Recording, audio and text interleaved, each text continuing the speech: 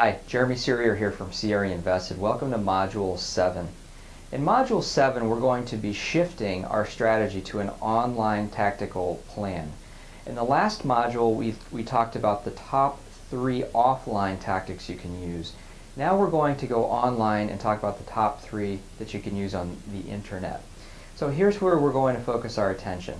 We want to find out, are owners really online? And if so, where are they? You have a big problem on the internet these days, and that is there's a lot of information and a lot of noise. We're going to talk about that and how you can avoid that with your online tactical plan. We're also going to focus on the top 3 online tactics. Those are blogs, direct email, and social media. Specifically within social media, we're going to go to LinkedIn. And the reason we're going to do that is because the majority of the owners that you're targeting are really more of a business audience, not so much a consumer audience. So this is a business-to-business tactic that you're going to use. And then lastly, we're going to talk about calls to action and how important they are to move people from the content and the story that you're putting forth online to actually reaching out and contacting you. A recent quote from the book The Clue Train Manifesto, written by Levenlock, Searles, and Weinberger, says, "A powerful global conversation has begun. Through the internet, people are discovering and inventing new ways to share relevant knowledge with blinding speed. As a direct result, markets are getting smarter faster than most companies." So the lesson to take away from this quote is that you need to be very fast online and you need to adapt quickly. The reason for that is there's so much information available, and with information comes insights, and from those insights people make decisions and they make moves. But you want to make sure that you're positioning yourself in the middle of where those moves are actually occurring. Now, in order to get to that space, you're going to need to target a dialogue. And the way you target a dialogue is you are trying to generate a conversation with the owners of the properties that you've targeted. Those owners are going to come back to you and want to establish a conversation. And when they do that, you're going to gather information that you can then use to qualify them, which we'll be talking about in the next module, but also to establish the content that you need to be talking about that's relevant to the concerns they have.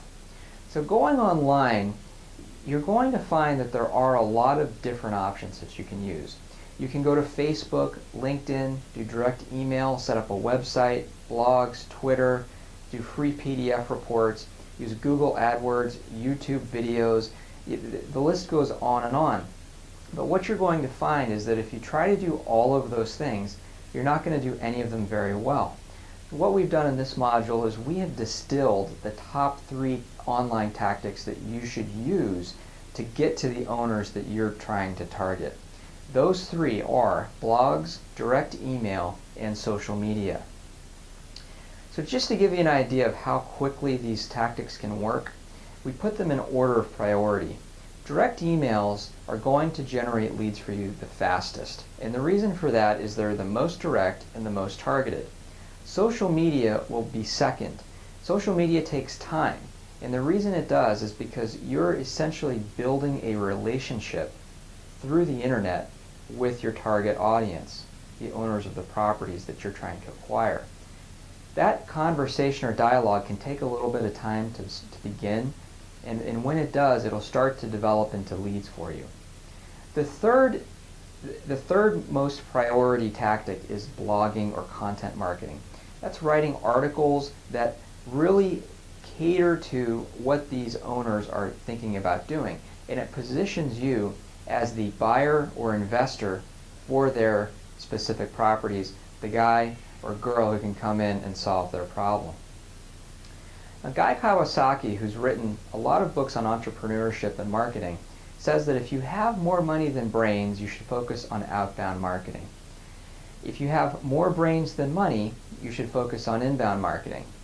Personally, I'm a big fan of inbound marketing. I prefer to have people contact me versus reaching out and interrupting them and trying to establish a dialogue with them. So we're going to really use some tools here to help you generate those inbound leads. Here's the thing. When you're going to direct email, one of the biggest challenges you're going to face is cutting through the noise. To cut through the noise, you're going to have to be highly focused and very sharp in your language. According to the Redicati Group, business emails by day that are going out are growing massively in size. And I don't know about you, but over the past year or two, my inbox is swollen with emails, and I don't even have time to go through every email in detail the way I used to. So as a result of that, I have to be more targeted about which emails I read first. You don't want to fall into the trap of being noise in the email inbox. So to get around that, one of the things you're going to need to do is figure out a way to cut through all of that noise so you get read first. And the number one tactic that you need to use is going back to your strategy and your why. You remember we did a lot of work on that in Module 2, in carrying that through the conversations that you're having with brokers and with your offline marketing content to craft your story in an online format. So what you'll need to do online with direct email is have an authentic and honest tone in your messages when you're speaking to your audience.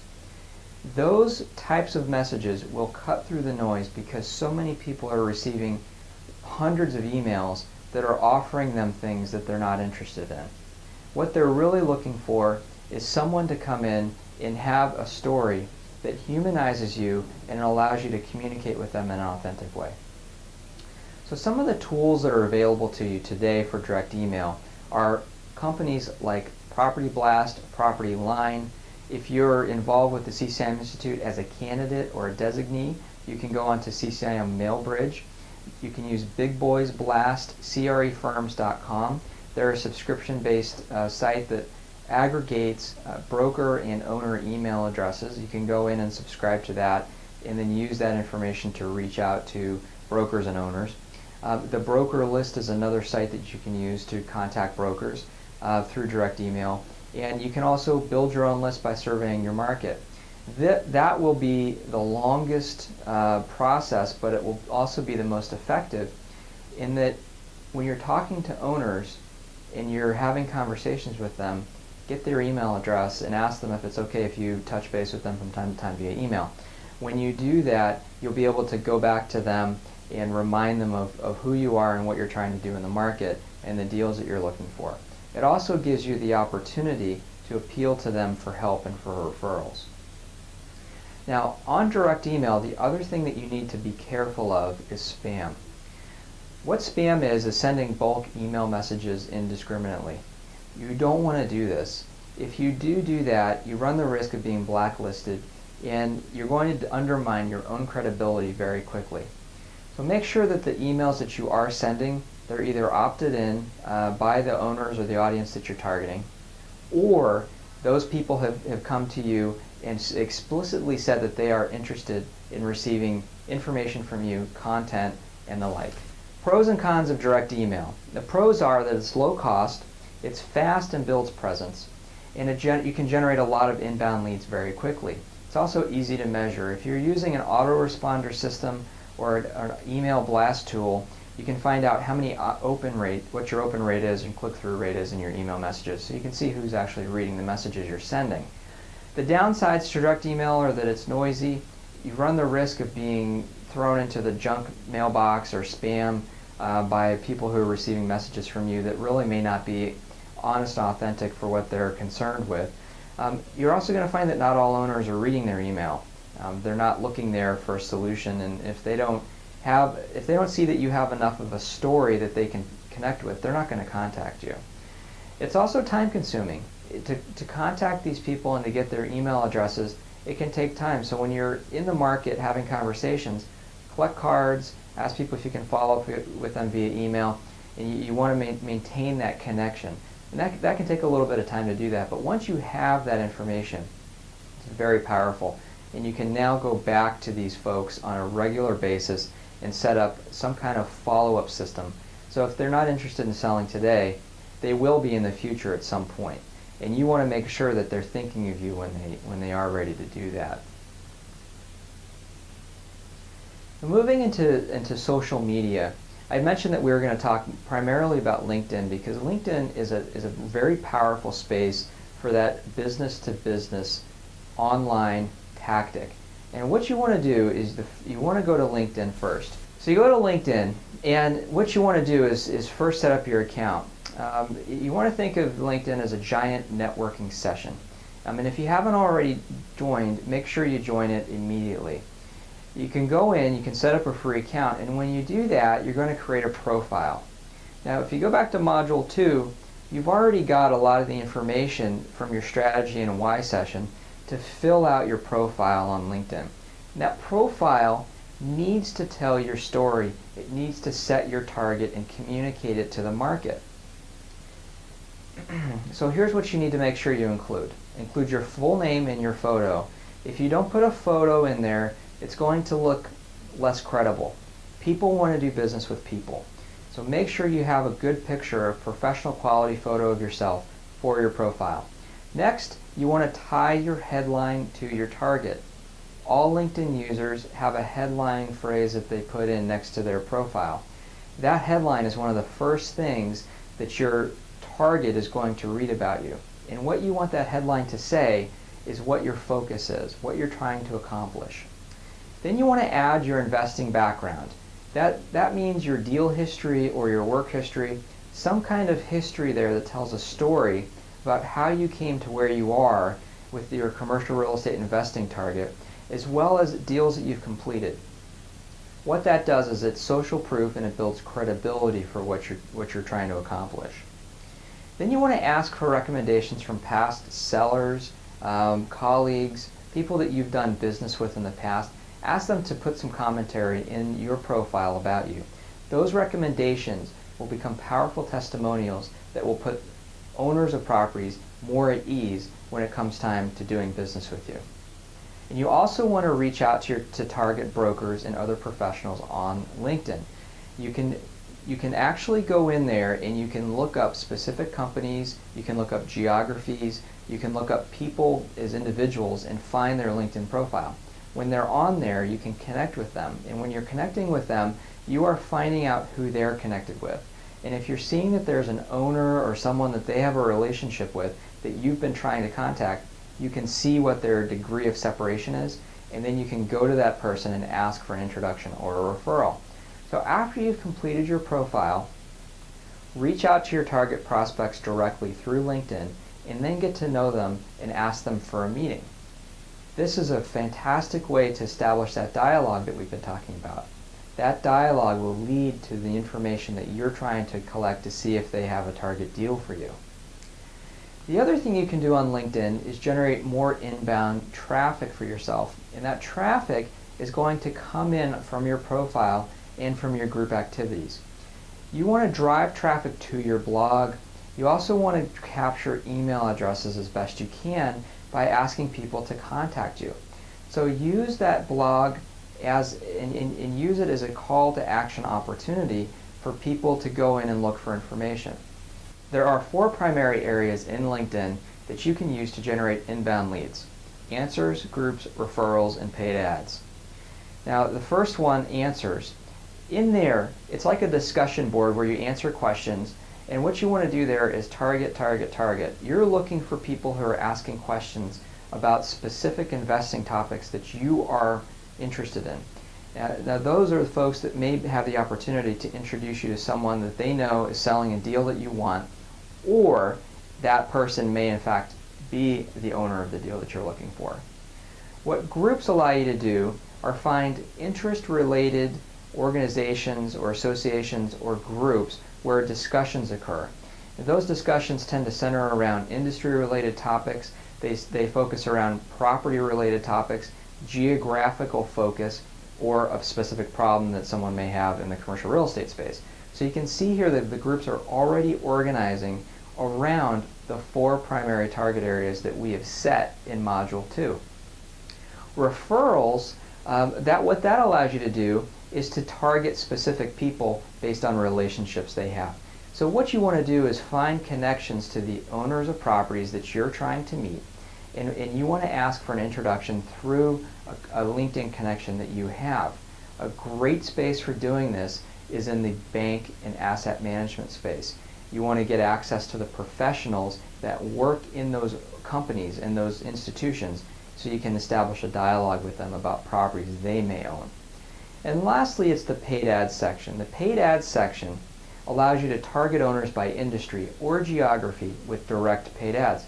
Now, you might want to take it easy there because you can spend a lot of money very quickly in the paid ads section, but it does allow you to be highly focused and highly targeted, and it allows you to monitor and track how well your paid ads are performing for you. So let's go more in depth into the answer section. In the answer section, what you'll find is that you can go in and identify questions that people are asking.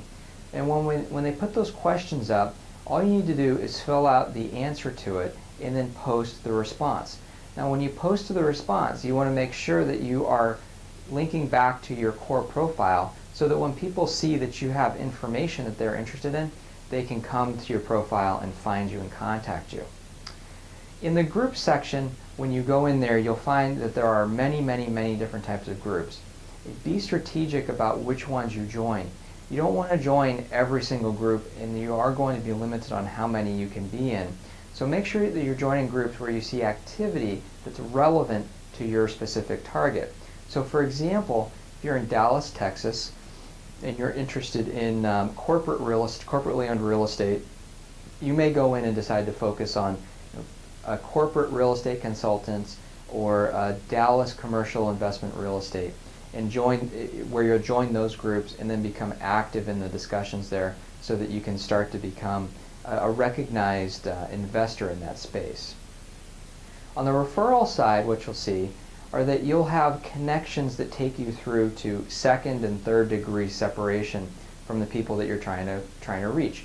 So for example, if you're trying to reach Bob Smith, but you're connected to John Wilbeck, what you can do is say, hey John, I noticed that you have a relationship with Bob Smith.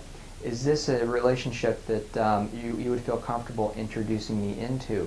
That's a much warmer way for you to reach out to connect with someone, to open up a conversation about an opportunity they may have for you. In the paid ads section, what I can tell you is that you make sure that you test. Don't go in and just start running ads blindly without figuring out which ones are working better than others. One of the ways you can do that is to establish an A/B testing campaign. The A/B testing campaign will allow you to put two competing ads up and see which one is performing better than the other. In your ads, make sure you speak to your target, test your ads, and if the B ads, for example, are performing poorly against the A ads, cancel them, get rid of them. It's going to be a waste of money. What that will ultimately allow you to do is optimize. So let's sum up LinkedIn. The pros on LinkedIn are that you're going to have a lot of brokers on there subscribing. Some owners will be on there. You'll find referral partners. You'll be able to generate inbound leads, and it does work pretty quickly, and you can generate transparency for yourself. One other thing that it does allow you to do is you can set up your profile and actually use that as your web page. That profile tells your story, and if you're telling your story authentically and honestly, it's going to capture people's imagination, and they're going to connect with you. So you can use your LinkedIn page if you're not going to set up a whole website to talk all about your business. You can just go in and use your LinkedIn profile to do that work for you. Some of the downsides on LinkedIn are that it does require a consistent time investment. You are going to have to spend some time going in there and finding your target owners, connecting with professionals that have relationships to the people that you're trying to reach, and you do have to perhaps have some outbound efforts in your LinkedIn time. So that means it's not going to be all inbound generation. You're going to have to go out and actually contact people directly. Downside as well, you do have paid ads and subscription costs if you decide to go to an elevated membership on LinkedIn. So lastly, blogging. Blogging was the third priority tactic that we identified that does work very well for inbound marketing. Now, the only issue that I really have with blogging is the time commitment. It does take a lot of time to generate blog content and get it up online. Now there are two paths that you can take here. You can write it yourself, or you can pay someone else to write it for you. If you're going to write it yourself, just be prepared to take some time and identify some of the owners in some of the problems that they're working with. And if you've been doing direct email, if you've been having phone conversations, if you've been on LinkedIn, if you've been going on meetings, and you've been sending out mail to people, chances are at this point you're finding patterns emerging in the conversations you're having with prospective sellers of commercial real estate deals you're looking for.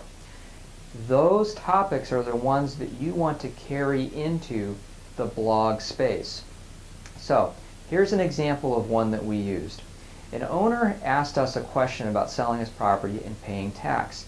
I had written an article about capital gains exposure and changes in the capital gains structure that could be coming out of Washington, D.C. He found that article and read it and then emailed me and said, I have a concern about my exposure to capital gains. So we started emailing back and forth. And what I found was that he was concerned and he wanted to exit his property as soon as possible. He was also located in Costa Rica. He had been there for several months and was going to be coming back into the country. And I found out that his building was only 10 minutes from my office. So the property itself, it was a small deal, but it was a 6,000 square foot flex building. The value of this opportunity it had a couple of value points. One was it had a corporate tenant in it, Verizon. Verizon was in the building, they occupied 100% of it, and they had 6 years remaining on a triple net lease. He was concerned about the timing of the lease and wanted to get out of the building now, and he also wanted to sell because of this tax problem he had. The other thing that I was able to determine with him was what he wanted for the building. We were talking about a valuation for what he was looking for before he had even gotten back to the country and talked to any brokers. So what we identified was he had about an $88,000 a year net income, and he was looking for $800,000 to $900,000 for the building. If we had not put that article up and he had not contacted me directly via email, that property probably would have shown up 4 months later with a broker priced $200,000, $300,000, $400,000 more than the number we had worked out with each other. So you can use this technique, but you have to be highly focused and highly targeted. The other thing you need to make sure you do is have that call to action at the end of the article. You have to tell the reader to contact you if they want to talk about the problem that you've been discussing in that blog article. So where are some of the places that you can find content ideas for blogs if you haven't been having conversations yet with owners? Well, go to real estate discussion boards and read the topics. People go in there and they post questions. They're trying to find answers to specific items that they're focused on in real estate investing. You can take those questions and then write articles that answer them. You can go to Google Keyword Analytics and study what people search.